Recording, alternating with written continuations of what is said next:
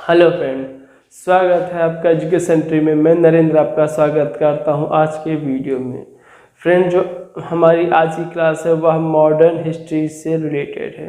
Friends, इसमें आपको हम पढ़ाएंगे मतलब जो आपने मॉडर्न हिस्ट्री का जो एक बेस पढ़ा है उस बेस के बारे में बताएंगे, जिसमें आप पढ़ेंगे कि जो यूरोपीय बस्तियाँ भारत में आई, ठीक है, उनका जो पुनर्स्थापन था वह किस किस समय था एवं उनका क्रम क्या था। तो फ्रेंड्स, आइए आगे चलते हैं।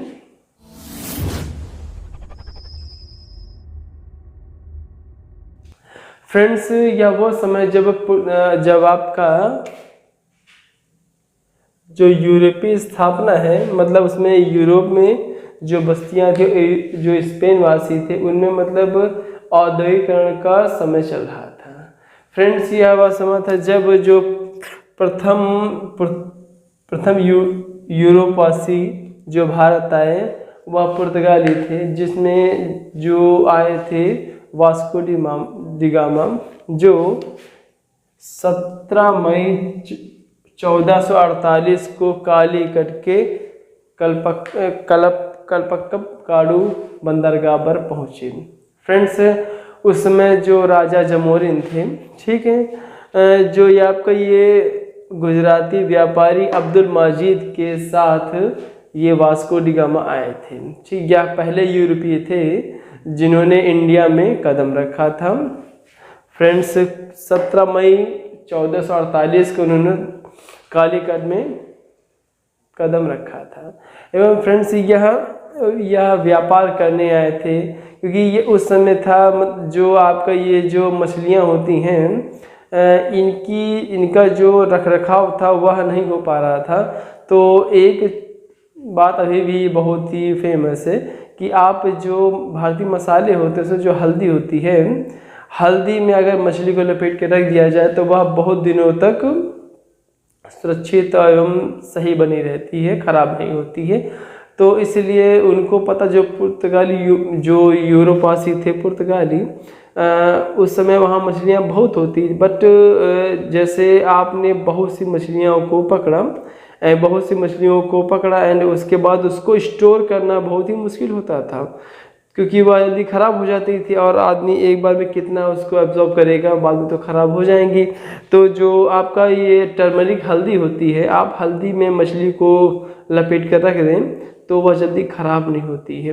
तो फ्रेंड्स, उस समय जो औद्योगिकरण चल रहा था यूरोप में, तो जो पुर्तगाली व्यापारी थे वास्को डी गामा, जो अब्दुल मजीद के साथ राजा जमोरिन के राज में आए थे, वह फ्रेंड्स वह कप्पक डाकू बंदरगाह पर आए थे जो कालीकट में है। किसके साथ आए थे? राजा जमोरिन के राज में आए थे, एवं जो व्यापारी थे अब्दुल मजीद के साथ आए थे। एंड फ्रेंड्स, उसके बाद हम बताना चाहेंगे जो काली मिर्च पेड्रो अल्वारेज जो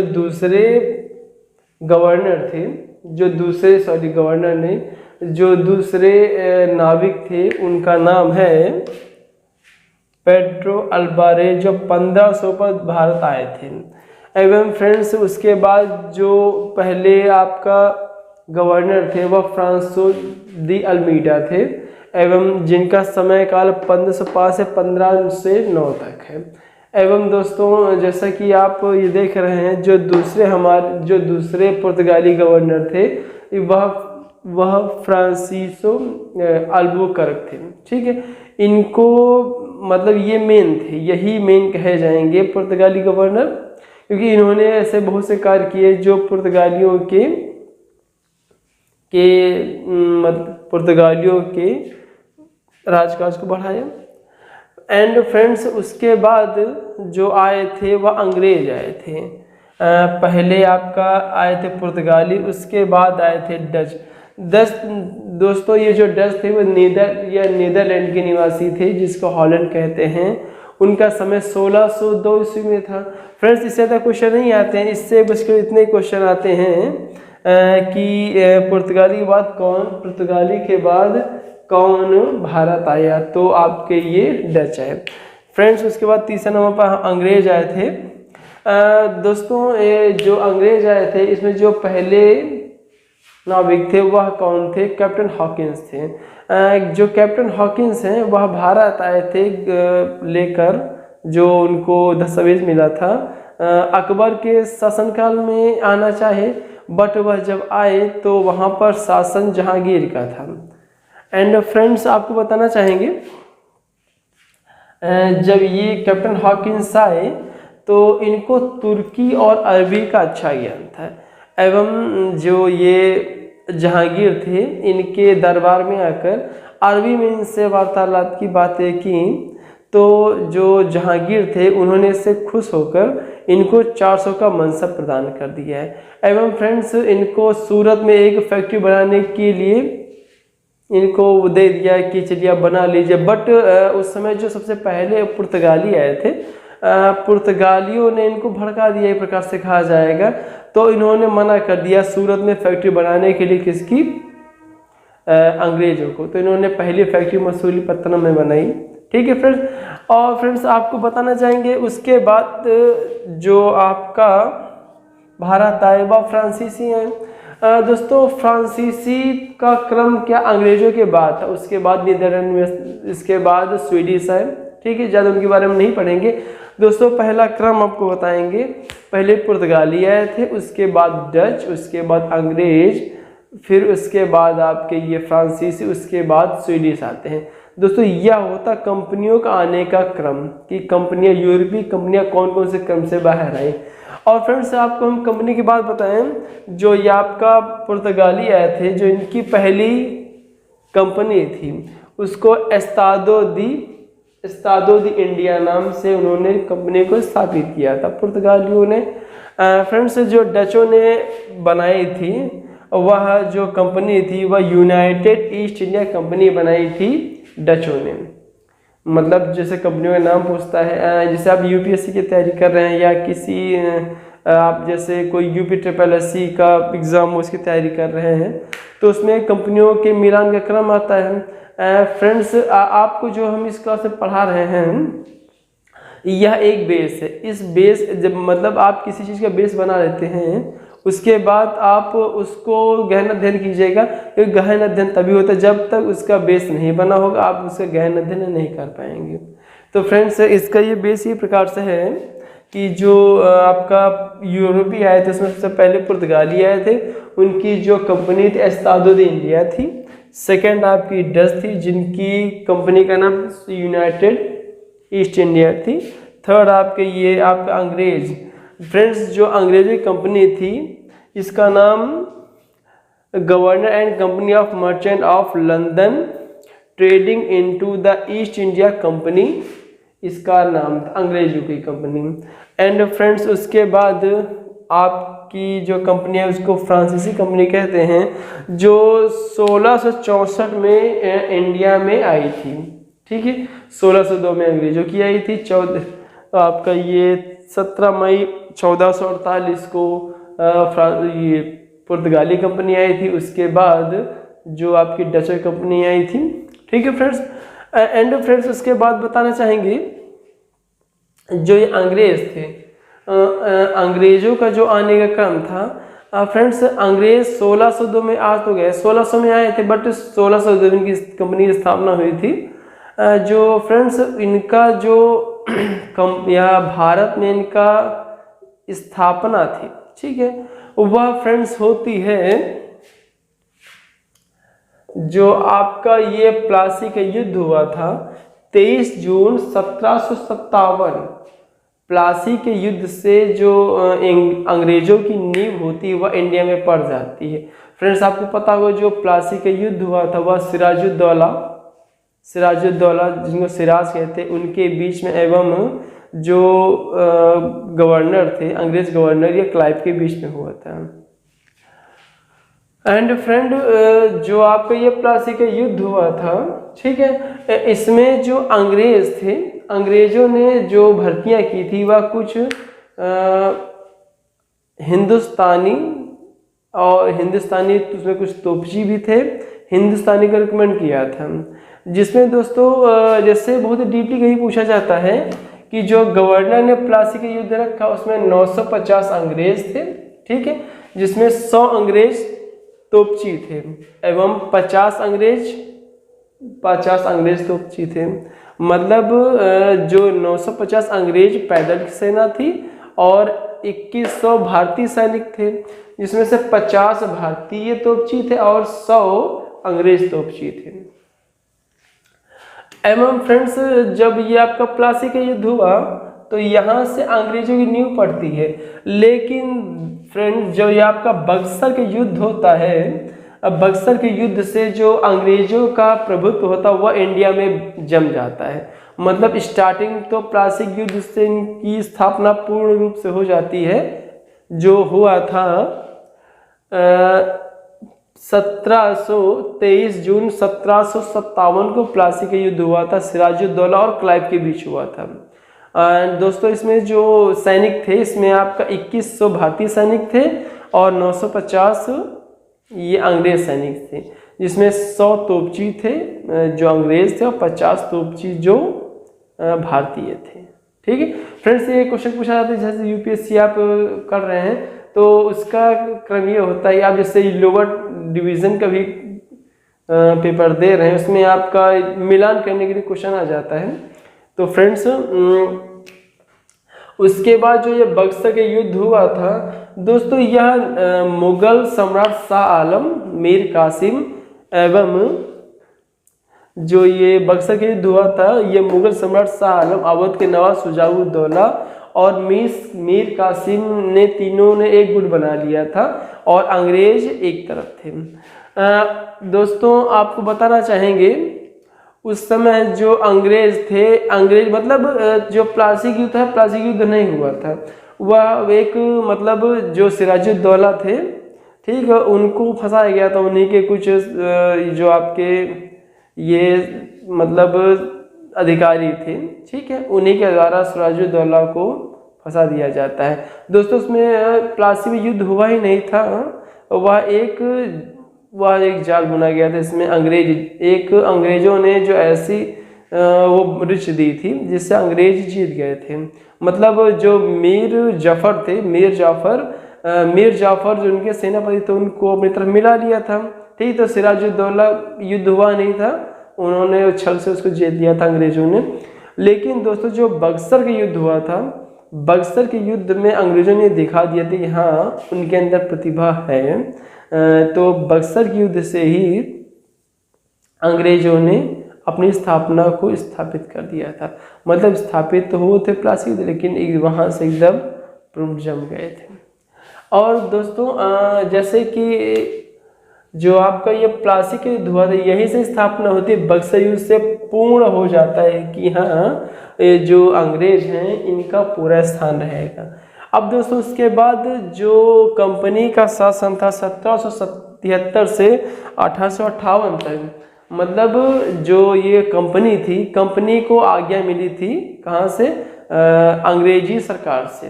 ठीक है, तो इसमें कुछ एक्ट आए थे। फ्रेंड्स हमने तो आपको केवल बेस बताया अभी कि जो अंग्रेज आए थे वह कब आए थे, 1602 में आए थे, 1600 में आए थे, 1602 में इनकी कंपनी स्थापित हुई थी।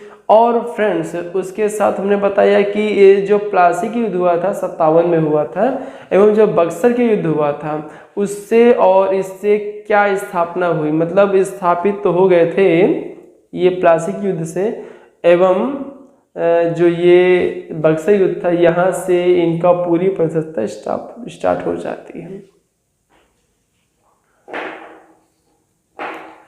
एवं फ्रेंड्स उसके बाद जो पहला ये जो आपका एक्ट आया था उसको 1773 का रेगुलेटिंग एक्ट कहा जाता है। मतलब जो 1773 रेगुलेटिंग एक्ट था वहाँ से कंपनी शासन स्टार्ट होता है।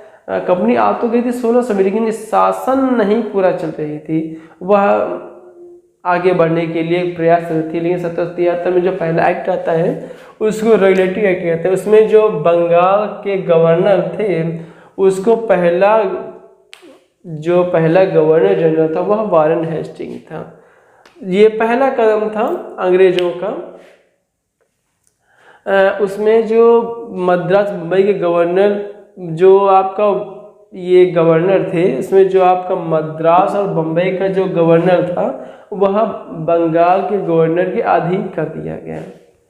एवं दोस्तों जो 1774 में कलकत्ता में एक सुप्रीम कोर्ट की स्थापना की गई। 1773 के जो 1773 का ये रेगुलेटरी एक्ट था, उसका पहला प्रावधान था जो कलकत्ता में एक सुप्रीम कोर्ट की, मतलब ये सुप्रीम कोर्ट की स्थापना कर दी गई, उच्चतम न्यायालय की स्थापना कर दी गई, जिसके प्रथम न्यायाधीश एलिजा इम्फे थे। ठीक है। एंड दोस्तों जो अब पूछा जाता है कि जो बंगाल जो 1773 रेगुलेटरी एक्ट है उसके पहले गवर्नर जनरल कौन थे, तो वह वारेन हेस्टिंग थे। दोस्तों उसके बाद दूसरा अधिनियम आता है 1784 का, जिसको पिट्स इंडिया एक्ट कहते हैं। जो यह पिट्स इंडिया एक्ट था, ये जो एक्ट था ये 1773 कमियों को पूरा करने के लिए बनाया गया था। 1773 कमियों को पूरा करने के लिए बनाया था 1784 का पिट्स इंडिया एक्ट। एवं दोस्तों जो 1781 में जो संशोधन का अधिनियम पारित हुआ था, उसका जो पहला मतलब इसका जो प्रावधान था वह कंपनी के राजनैतिक और वाणिज्यिक मामलों को पृथक कर दिया गया। मतलब 1773 के पहले क्या था, 1784 पहले क्या था कि जो कंपनी के राजनैतिक और वाणिज्यिक मामले होते थे वह दोनों एक ही उसमें रखे जाते थे। लेकिन 1784 के पिट्स इंडिया एक्ट के द्वारा जो कंपनी के राजनीतिक और वाणिज्यिक मामलों को अलग अलग पृथक कर दिया गया। एवं बोर्ड ऑफ कंट्रोल मतलब नियंत्रण बोर्ड का गठन कर दिया गया पिट्स इंडिया एक्ट के द्वारा। दोस्तों उसके बाद अगला एक्ट आता है जिसको 1786 का एक्ट कहते हैं। इसके तहत गवर्नर जनरल जो इस समय जो गवर्नर जनरल था उसको विशेष परिस्थितियों में जो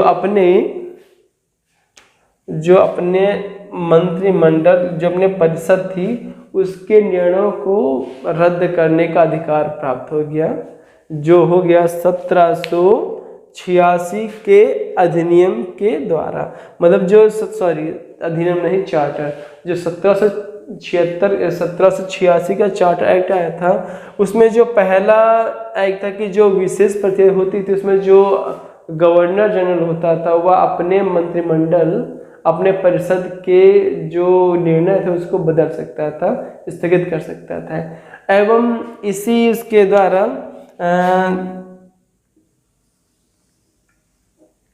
जो गवर्नर जनरल था, ठीक है, उसको प्रधान सेनापति की शक्तियां प्राप्त हो गई। किसके द्वारा?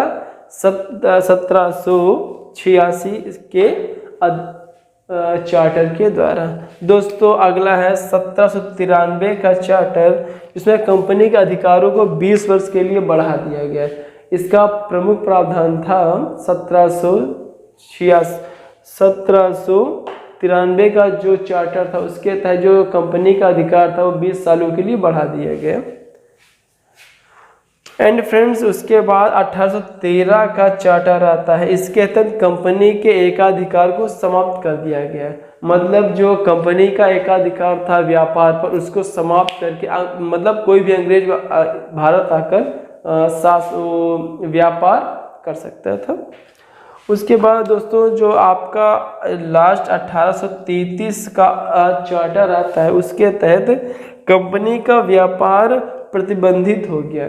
मतलब जो चाय व चीनी का जो 1793 में जो अधिकार था, मतलब एकाधिकार था, कहने का अर्थ दोस्तों जो 1813 में कंपनी का एकाधिकार समाप्त कर दिया गया, ठीक है, लेकिन चाय व चीनी के साथ उसका अधिकार था। मतलब जो कंपनी का व्यापार था उसमें से जो उसका एकाधिकार था वो समाप्त हो गया था, लेकिन जो इसने बनाया था चाय व चीनी पर एकाधिकार उस समय भी था 1813 में।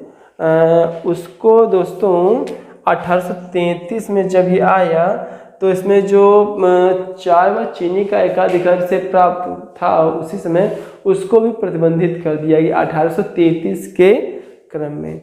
एवं दोस्तों इसके तहत मद्रास और बम्बई के जो गवर्नर थे उसको विधायिका संबंधी शक्तियों से वंचित कर दिया गया 1833 के चार्टर में। और दोस्तों 1833 के चार्टर था, उसी के तहत जो आपका ये मिशनरी शक्तियाँ थी इनको भारत आने की अनुमति दे दी गई। मतलब जो दोस्तों उसके बाद ही बहुत ज़ोरों शोरों से जो ये आपका धर्म परिवर्तन होने लगा, क्योंकि जो अंग्रेजी पोप थे, पोप मतलब जो पादरी होते हैं, यह इंडिया आने लगे 1833 के चार्टर के बाद। इसके बाद ही जो मिशनरी थे वह भारत आने लगे, और जो आपका जो कुछ दलित थे, मतलब कुछ बहुत ही गरीब क्वालिटी के लोग थे, उनका धर्म परिवर्तन करना स्टार्ट कर दिया गया 1833 के चार्टर से। अब दोस्त आपको आगे बताना चाहेंगे कि जो कंपनी का शासन था उसके बाद 1857 की क्रांति हुई थी। आप सबको पता है कि जो 1857 की क्रांति हुई थी मंगल पांडे के नेतृत्व में। दोस्तों वह एक क्रांति नहीं थी, वह एक मतलब इसमें आपकी जातिवाद का ही बहुत ही बोलबाला था। उस समय क्या था फ्रेंड, उस समय जो आपका ये अंग्रेज थे, बहुत ही कहा जाता है कि जो अंग्रेज जो हिंदुस्तानियों में था कि समुद्र को पार करना पाप माना जाता था, ठीक, गलत माना जाता था। और ये जो अंग्रेज थे इनका आपको पता ही होगा, इंडिया से जाने के साथ समुद्र पार करना पड़ता है। तो कैसे कहीं लड़ाइयाँ होती थी, जो भारतीय सैनिक होते थे उनको समुद्र पार किया जाता था, समुद्र पार किया जाता था। और जो आपका हिंदुस्तानियों में एक प्रथा थी कि समुद्र को पार नहीं कर, समुद्र को देवता मानते थे। तो और एक जो इनफील्ड राइफल थी, ठीक, उसमें ये अफवाह फैला दी गई कि ये बात भी सच थी कि उसमें सुअर और गाय की चर्बी लगी होती थी और उसको मुंह से खोलना पड़ता था। तो इसी क्रम में, और ये मंगल पांडे एक ब्राह्मण थे, ठीक है, मंगल पांडे एक ब्राह्मण थे। तो उनका पहले बहुत ही अंग्रेजों पर रुझान था, लेकिन जब उनको पता चलता है कि उसमें सुअर गाय की चर्बी मिली यार एनफील्ड राइफल में, और दूसरी बात है कि जो समुद्र को पार कराया जाता था वो लोग समुद्र को देवता मानते थे। तो इसी क्रम में जो 1857 क्रांति हुई थी वह इसी क्रम में हुई थी दोस्तों। वह स्वतंत्रता संग्राम नहीं था। बहुतों का मत है कि यह स्वतंत्रता संग्राम था, उस पर हम विमर्श नहीं करेंगे, लेकिन जो बुक्स में लिखा है वो आपको बता रहे हैं कि उसको वह एक क्रांति थी। तो जो मंगल पांडे थे उन्होंने यह क्रांति स्टार्ट की। तो उनको तो बाद में रियलाइज़ हुआ कि अरे मैं तो देश के लिए एक युद्ध हमने बिगुल फूंका है। तो फ्रेंड्स इसको स्वतंत्रता संग्राम की क्रांति कहा जा सकता है, जो सत्य है, मतलब सही भी है, इसमें हम कोई दो राय नहीं देंगे। मतलब दोस्तों हमारा मोटिव ये है कि जो 1857 क्रांति हुई थी इसका मूल मोटिव क्या था कि जो समुद्र पार भेजते थे लड़ने के लिए भारतीय सैनिकों को, और दूसरा काम है कि जो इनफील्ड राइफल आई थी उसमें सुअर और गाय की चर्बी लगी होती थी, सो उसको मुंह से ही निकालना पड़ता था। तो जो हिंदुस्तानी थे उन्होंने इसका विरोध कर दिया, और उसी क्रम में 1857 क्रांति हुई। उसके बाद ही जो ये अंग्रेज सरकार थी उसने कंपनी के शासन को समाप्त कर शासन की बागडोर अपने हाथों में ले ली। दोस्तों ये स्टार्ट 1773 से हो गया था कि जो सरकार, अंग्रेजी सरकार थी, वह कंपनी के शासन को दिन पर दिन कम करती चली जा रही थी। लेकिन वह एक ऐसा अवसर देख रही थी कि जिससे हम जो ये कंपनी है इसको एब्जॉर्ब कर लें, कि अपने अंदर कर लें, और इंडिया भी, ठीक है, जो एक बहुत बड़ा बाजार था वहाँ पर अपनी प्रभुसत्ता स्थापित कर दें। ठीक है फ्रेंड्स, तो यह जो हमने आपको बेस बताया है, इस बेस के अनुरूप ही आप पढ़िएगा, इस बेस के अंदर डीपली जाइएगा। मतलब कहने का कि पहले हम कोई मॉडल बनाते हैं, फिर इसके अंदर हम को सजाते हैं, संवारते हैं। तो यह एक बेस है, मॉडल अनुरूप है, आप इसको पढ़िए और इसके अंदर बेस को देखिए। बेस जितना आप बेस के अंदर जाएंगे या डीपली पढ़ेंगे तो आपकी क्लास अच्छी होगी। ठीक है फ्रेंड्स, तो यह जो क्लास थी, अभी इसका अपडेट आएगा। जो हमने इसको केवल बेस बताया, अभी इसके बारे में एक एक चीज़ आपको बताएंगे। ठीक है फ्रेंड्स, तो हमारा वीडियो कैसा लगा, लाइक से शेयर कीजिएगा फ्रेंड्स, शेयर कर दीजिएगा, क्योंकि हमने बताया है कि पढ़ेगा इंडिया तो बढ़ेगा इंडिया। नमस्कार।